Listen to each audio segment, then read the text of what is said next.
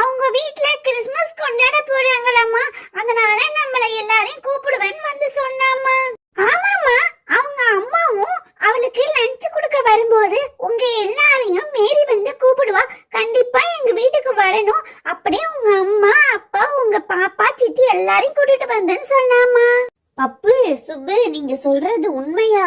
நிஜமாவே நம்மள அவங்க வீட்டுக்கு கூப்பிட வருவாளா மேரி?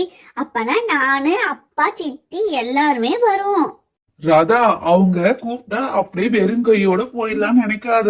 எப்படி குறைஞ்சபட்சம் 500 ரூபாய்க்காவது நீ gift வாங்கிட்டு போகணும், அதை தெரிஞ்சுக்கோ முதல்ல. அப்பா நீங்க கரெக்டா சொன்னீங்க. நம்ம அவங்க வீட்டுக்கு போகும்போது வெறுங்கையோட போறது, அவங்களும் நமக்கு நிறைய கிஃப்ட் எல்லாம் தருவாங்கல்ல, அதனால நம்ம கண்டிப்பா கிஃப்ட் வாங்கிட்டு போவோம்பா. பப்பு சுப்பு, நான் இது மாதிரி கிறிஸ்மஸ் கொண்டாடினதே இல்லடா. கண்டிப்பா உங்க